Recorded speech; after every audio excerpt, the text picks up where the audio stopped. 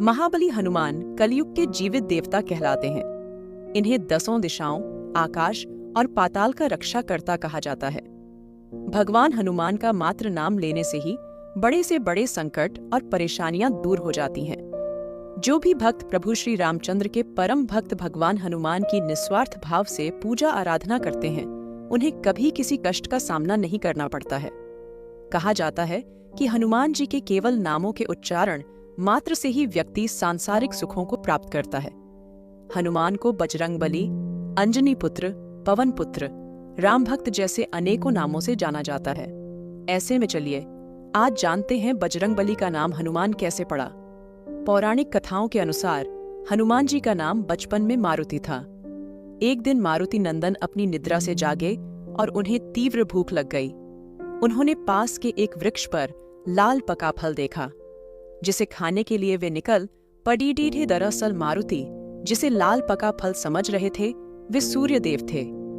वह अमावस्या का दिन था और राहु सूर्य को ग्रहण लगाने वाले थे, लेकिन वे सूर्य को ग्रहण लगा पाते उससे पहले ही हनुमान जी ने सूर्य को निगल लिया। राहु कुछ समझ नहीं पाए कि हो क्या रहा है। उन्होंने इंद्र से सहायता मांगी। इंद्रदेव के बार बार आग्रह करने पर जब हनुमान जी ने सूर्यदेव को मुक्त नहीं किया, तो इंद्र ने वज्र से उनके मुख पर प्रहार किया, जिससे सूर्यदेव मुक्त हुए। वहीं वज्र के प्रहार से पवन पुत्र मूर्छित होकर पृथ्वी पर आ गिरे और उनकी ठुड्डी टेढ़ी हो गई। जब पवन देवता को इस बात की जानकारी हुई तो वे बहुत क्रोधित हुए। उन्होंने अपनी शक्ति से पूरे संसार में वायु के प्रवाह को रोक दिया, जिसके परिणाम स्वरूप पृथ्वी पर जीवों में त्राहि त्राहि मच उठी। इस विनाश को रोकने के लिए सारे देवगण पवनदेव से आग्रह करने पहुंचे कि वे अपने क्रोध को त्याग पृथ्वी पर प्राणवायु का प्रवाह करें।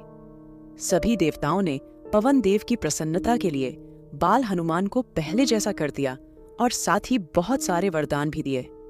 देवताओं के वरदान से बालक हनुमान और भी ज्यादा शक्तिशाली हो गए, लेकिन वज्र के चोट से उनकी ठुड्डी टेढ़ी हो गई, जिसके कारण उनका एक नाम हनुमान पड़े ढा।